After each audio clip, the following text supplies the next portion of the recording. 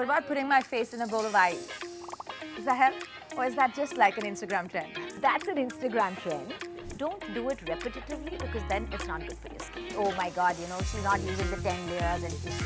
No, I do not believe in the 10 layers. I never had sweets, okay? These days I'm having a gulab jamun craving. I don't understand why.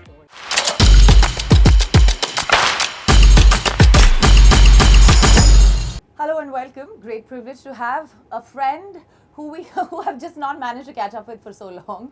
Jaishree Sharad, thanks very much for coming in. Thank you so much for having me. It's Such just a been pleasure. ages we've been trying to do. Absolutely. We broke the jinx. We broke the jinx. Well, let's go straight into talking about, making midlife sexy. It's your day job. Tell me more about it. So these days, life starts at midlife, right? Because earlier you're busy with your home life, your career, your studies, this, that, the other.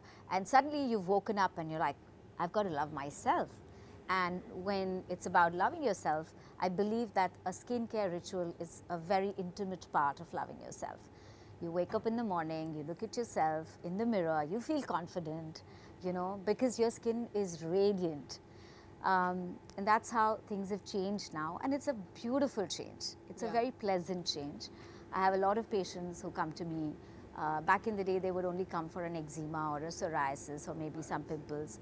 Now it's about, doc, I don't want dull skin. I don't want to wear makeup. I want to look natural, but I want my skin to glow.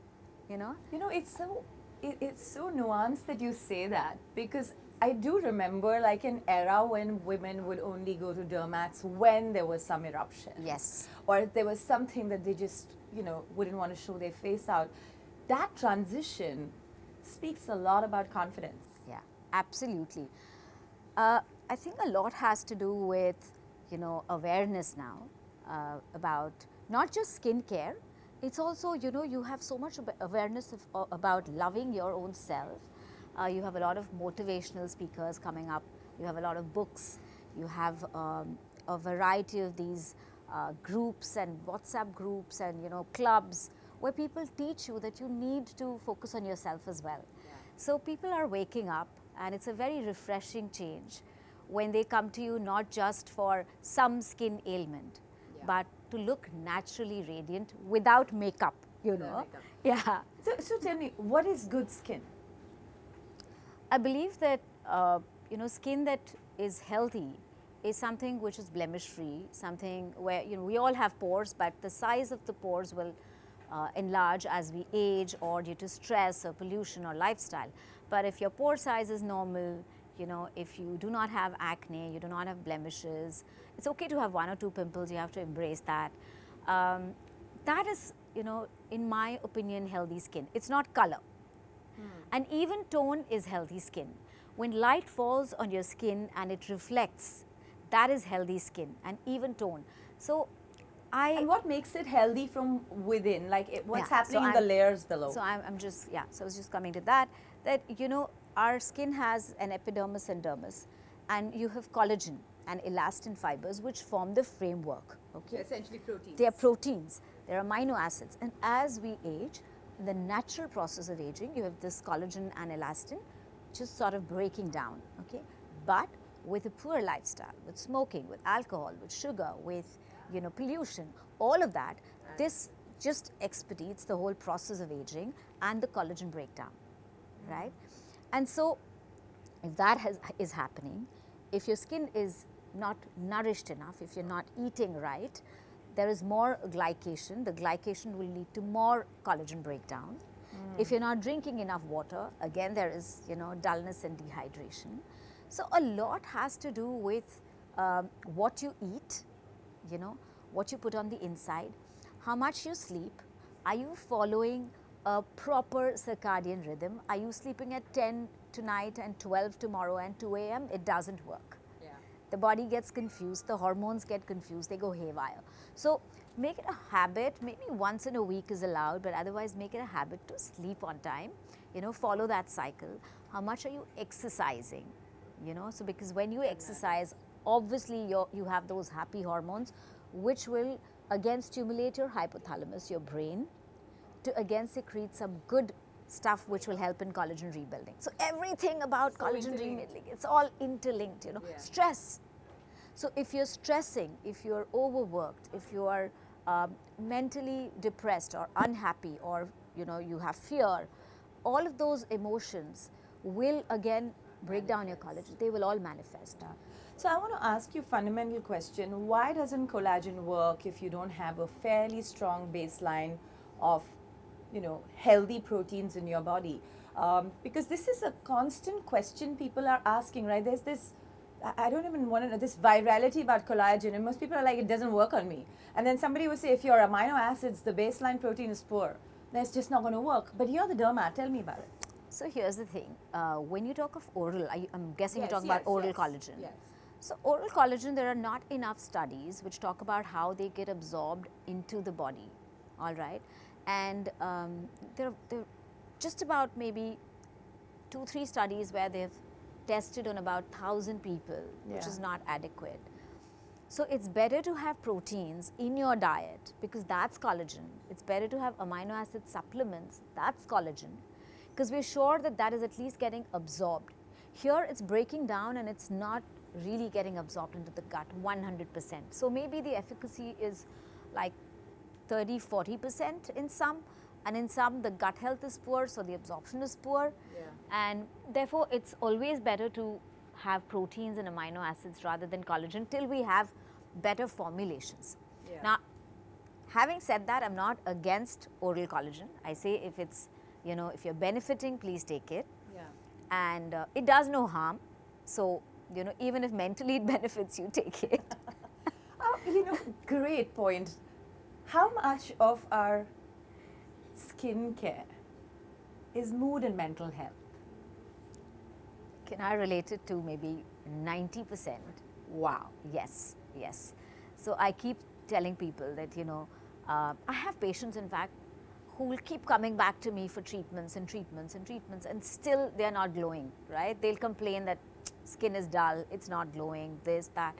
And then you sit with them and dig in a little more, and they come with a baggage. So if your mental health is not good, no matter what you do, you know, it doesn't reflect on the outside. Your skin will still look dull. So Yeah. your happy hormones are very important for your blood circulation, for your collagen, you know, for your elastin fibers, all of that. And so I keep saying that, you know, it's so important to stay happy, or at least, I mean, it's not possible that you're happy all the time, but at least learn to cope with stress. So everybody has stress in today's day and age. Yeah. So if you figure out, you know, okay, people said do meditation, pranayama, maybe difficult for a few Okay. people. What I'll about say, putting okay, my face in a bowl of ice? Does that help? Or is that just like an Instagram trend? that's an Instagram trend. But if you have puffiness, you know, there's a little sudden vasoconstriction with ice. So suddenly what will happen is whatever puffiness you have may sort of reduce for a couple of hours and you feel good. So again, a trend which is, there's nothing wrong. Don't do it repetitively because then it's not good for your skin. Oh, It dehydrates your skin then. Yes. Amazing. By the way, this is what people have been talking about, how this is supposed to bring the skin back into tautness. And you're saying putting your face in ice water is only temporarily It's good. very temporarily good, and this is a huge myth. I've heard of very big stars talk about how they use ice on the face, but you know, it's very, very temporary, and don't do it every day. It will dehydrate your skin. So I want to actually ask a very fundamental question. For those who are into skincare, might even sound stupid, but what kind of water temperature is good for your skin? And what is really the bare minimum Jaishree Sharad Skin 101 without breaking my time? Okay, two things. So when you talk of water, room temperature is the best, right? Now when you're talking about hot water will evaporate. So when it evaporates, it sucks the moisture from your skin. So your skin will dehydrate, it will dry up. Ice, on the other hand, again freezes, right? And it causes vasoconstriction. That means blood vessels are getting constricted. That means your circulation is not proper. If your circulation is not proper, your skin is going for a toss, which is why neither very cold nor very hot. You could use lukewarm, you could use normal temperature, right? So that's about the temperature.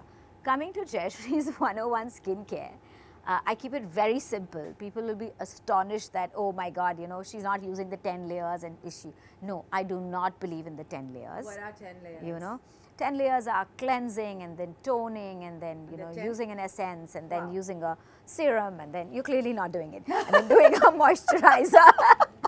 I never thought. If I can do things that are 1 and 2, I'll be thankful. Yes. So then sunscreens, all of that, no. I think what you should really focus on is, of course, cleansing in the morning. Do not forget to moisturize not just your face, your entire body, and then do a sunscreen, okay? If you want to add one more serum just because you have, say, an issue like hyperpigmentation or very dull skin or something, you might add a serum in the morning, and then you do a targeted treatment at night. What does that mean? That means, again, if you have acne, you use an anti-acne, you know, cream or serum or whatever, and then top it with a moisturizer. So 2 steps at night, or 3 steps if you include a cleanser. Do not forget a cleanser at night.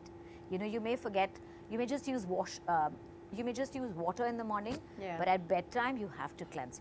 Throughout the day there's dirt, oil, dust, all that mark, grease, so you have to cleanse your face. And makeup, you have to remove it, and then either use a serum or a targeted cream, or if you're bored, just do a moisturizer. You know, I love how at every time I've seen you, not only do you look stunning, but you wear makeup, right? Traditionally, the idea of the Dermat has always been an anti-makeup journey, right? These two have come together and become bed partners. What makeup is great, when I say what, I'm not looking for brands, but I'm looking for how much is okay, and how much of it is really a part of life that, you know, we should just celebrate with it and be happy with it. You know, I think it's an individual, you know, choice. I love makeup, you know. Why? Because so my work is sculpting faces, right? Apart from being a dermatologist and treating acne and psoriasis and eczemas, which I love to do as well, but I also sculpt faces. So it's all like an amalgamation of science and art. And so when you're doing your makeup, you're sculpting your face also to a certain extent. And I love that. I love the fact that when light falls on your cheekbones, it reflects and you get that nice top model look. Or, you know, I have to constantly now focus on where the light is falling. Is it reflecting? Yeah, because that's what you do. Even when you're putting in a filler or trying to put a thread, or you're trying to do an energy-based device to lift the face, you're trying to fix those kind of things and fix the, you know, little asymmetries. A little asymmetry is good, but dramatic asymmetries you want to fix. Then I would like to sort of, you know, maybe contour a little bit. So I love makeup. I love lipstick. So do I. Oh my God. That's my favorite makeup. It's my favorite makeup too, yeah. So I think if you opt for something that is good for your skin type. So if you have very oily skin, acne prone skin, obviously you're not going to use something which is very oil based, because that will clog your pores, and you can't do makeup every day. You can't do heavy makeup every day. But why not use a tinted sunscreen, you know? So I do a tinted sunscreen and a little blush and lipstick. That's my daily makeup. Well, you have me. I think I'll cross 1 and 2 and do something now. Yeah. So that's makeup for me, you know. But maybe on a day like this, I've got to look a little better. Then I will opt for something which suits my skin. My skin is exceptionally dry. So I will use makeup which has more hyaluronic acid in it. These days you get those kind of, you know, concealers and liquid foundations and stuff. I'll use something which has vitamin E in it. I'll try and look for something which is vegan. I love vegan stuff. Nice. What happens to those who have oily skin? So if you have oily skin, you have to use more powder-based things or more stick-based things, formulations which will not clog your pores, you know. Then there are water-based foundations as well, and concealers. So use those.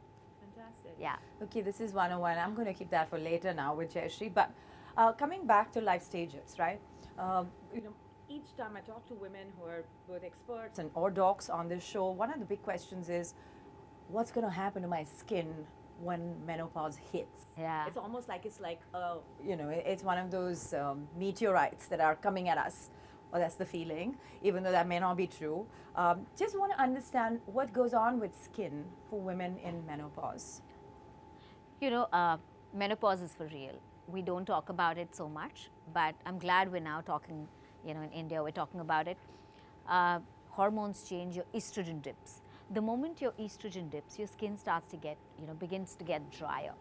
So you have dry skin, you have a dry scalp, you may have hair fall, excessive hair fall, thinning of the hair. And this is all because of the hormonal changes. A lot of people develop hyperpigmentation. Yes. And it's very common in Indian women, that perimenopausal age, you start developing hyperpigmentation. So these things are for real. Sometimes you have excessive hair growth. You suddenly Yes. are growing a mustache or a little beard. And this is all because of menopause. There are mood swings, of course.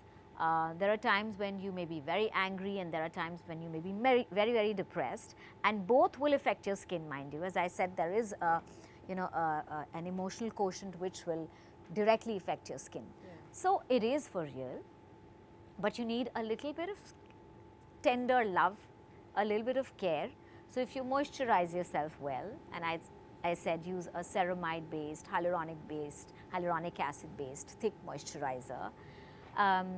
Make sure you eat healthy, cut down your sugar. I know this is the time when you have a lot of people have sugar cravings, but somehow you've got to. Carbs are just like, Yeah. I am coming for you. Coming for you. Yeah, I was conducting a workshop and I was telling them, I never had sweets, okay? These days I'm having a gulab jamun craving. I don't Wow. understand why. Oh boy. So every day at 10 p.m. I'm looking at my husband. He's like, Yeah. Hashtag no gulab jamun No craving, gulab please. So I think I'll speak to my gynecologist, Dr. Nozer. Yeah, that's true. Well, so, how do women prep for this? Yeah. And I'm a big fan of prepping before the disaster hits. But traditionally, women have just never been. It's like, okay, I'll line up at the hospital, then I'll figure it out. Yeah. How do we not get some of those problematic issues with skin? Yeah. I think following a good ritual from the beginning is important. And, even if you've not done it, say from your teens and 20s and you're in your 40s or maybe late 30s, it's never too late. Yeah. And when I say skincare, I always focus on moisturizers and sunscreens. That's my go-to. Start using a retinoid. Okay, so you will need a dermatologist to assist you, to decide what Yes. type of a retinol. I mean, you do get 1% retinol everywhere, but that may not work for you. You may need something more potent, right? And then you start using it maybe once in a week and step it up to twice in a week. Start using peptides. So retinoids and peptides are going to help your collagen rebuild. Your skin will become firmer, and so your skin will become more firm. And what also happens is that you need to hydrate. So drink a lot of water, have less sugar, okay, and hydrate from the outside, which means moisturize. Get into that routine of moisturizing. And when you moisturize, don't forget your neck and your hands. So, like I always say, neck's the extension of your face. Absolutely, Yeah. And your hands and feet. So it's very important, because I also see a lot of people develop eczemas because of dry skin. So if you watch out for those and hydrate yourself, you don't want to use a chemically based moisturizing ingredient. Just go in and use almond oil, use coconut oil. Do not use mustard oil. On your body. Yeah. Wow. So mustard oil. Okay, you got to tell that, half of this country believes in mustard oil is the game-changing part for your hair and skin. Are you contesting that? Absolutely. Oh, brilliant. Absolutely. So there is this condition called lichen planus pigmentosus. Okay, and so what happens is your skin, when you keep using mustard oil, there are ingredients and that fragrance, your skin will start producing a kind of pigment. Your melanin quotient will increase. And people develop this condition called lichen planus pigmentosus, where there is hyperpigmentation. Starts with hyperpigmentation of the neck, and then it goes on to the face and then the entire body. And it's not funny how many of our adult population suffer from this condition. And then when you ask them, it's mustard oil. But not in your diet, but in the topical. Topical. I'm talking about topical. because Yeah, it's no, probably you the can, best oil oh, for you can have, your yeah, diet. in your diet you can have mustard oil. Got I'm it. talking about application. I know people who do Yeah. a lot of application of mustard oil. So that. So you can use oils. Coming back to your, perimenopause, you can take supplements, right? So I have heard of Shatavari, which, I haven't taken it, Yeah. but I take magnesium, I take ashwagandha. Yeah. And we'll And, put most of this in our you know, protein. For Yeah, example. and I take evening primrose oil, so omega 3. So these are the three things. Vitamin C. These are things which I take in my diet regularly, and it just helps me stay calm. It helps me to sleep well, because that's equally important, and probably keeps my hormones under check, you know. So, I have a couple of questions as I sort of conclude this. One, you keep talking about diet. What is this diet? And when I say that, this is the only country where the word diet means to not eat. Around the world, it means to eat well and eat right. So I just want you to spend some time, you don't have to give me recipes, but give me like parcels of what we need to watch out for when we are having a diet. So, I do not believe in, just a high protein diet or a carb free diet or all of that. It has to be a well balanced diet. Yeah. Right? So, a little bit of good carbs, a little bit of good fat, maybe ghee every day. I have ghee every day. Me too. I love ghee. Yeah. And then, so that's important. And then, of course, your proteins. Okay. Then comes so why do you need proteins? Because your collagen, elastin fibers, hair, which is keratin, all this is protein, right? So you need proteins. Your bones, your joints, all that is protein. Then there's calcium, there's vitamin D. So you need all of that in your diet. Then comes your antioxidants for skin. So when I say antioxidants, I mean everything that is brightly colored naturally. So all the berries, the bell peppers, the carrots, pomegranate and beetroot, and the leaves, all the possible green leaves. So the more color you add to your diet, the more antioxidants you get. Lovely. That's very, very important. It's also good for your gut. Yeah. And then when I say don't have this, I will definitely say avoid sugar. And when I say avoid sugar, I also mean avoid jaggery and organic jaggery and dates and honey. Maybe one date a day or whatever, but don't do it in excess. Yeah. So people don't realize that when you're having jaggery, it's also increasing your IGF-1 just as your cane sugar is. Yeah, that's right. Yeah. So all of that is important. And then I would say cut down on, processed food, maida, milk. Some people do not tolerate it, some people do. And there's a big debate we can go on you're that. Right. I love milk though. Yeah. But if you have acne prone skin, then you need to avoid milk. Because then, starts all your IGF levels increasing, and sometimes milk has more estrogen and all of that happens. So if you have acne prone skin, otherwise, unless it's really bothering you, I think you can have milk. So this is all about diet, and do not have aerated drinks. I know we all have coffee. Don't add milk to it. Have your black coffee, but don't overdo it, and try and have more of water and, lime, lemon juice, fresh fruit juices, not Tetra packs. Yeah. And if you can have fruits, better than a juice. Because you're getting all your vitamins, minerals, everything from your fruit. Once you make it into a juice, half of it is gone. Got it. My final question to Jaishree is, Jaishree, how much pressure are you under to constantly keep up with your own skin because you are the doc? I think I'm also genetically blessed, So the other day I was doing a video call and I was at a wedding and all my aunts were there, 72-year-old, 74-year-old and 76. One is 84. And this actor who was talking to me, she's a very close friend of mine. And I'm like, meet my aunt. She's like, and I'm like, 72, 74. They're like, no way, they look 50. So I think part of it is my gene, but I also follow a very good, disciplined, diet, and except for the gulab jamun craving now, but I've always done that. I do exercise 3 times in a week because I know that all of these are very important.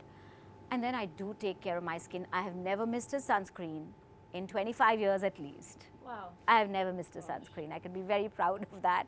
I have never forgotten to reapply my sunscreen on my holidays. So I've always done that.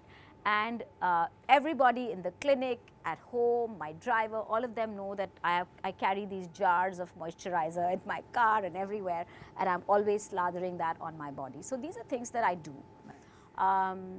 It's important, I mean, you have to take care of your skin. You can't just say genes. Yeah. I mean, partly it helps, but after a certain point when age hits, things start to break down, And I always say this, you know, you've got to love feeling your own self before you sort of, you know, kind of think about whatever else in the world that matters to you. Just wanting to be your own person, constantly saying that, oh, you know, I love my skin. Yeah, of course. I love my skin. I love I'll come myself. let me talk to you. It's like, yeah. Yeah. Oh, lovely. So nice to speak with you, Jaishree. Thank you so much. Thanks It for was joining so wonderful. Thank and you. Always so wonderful. Thank you. Thanks.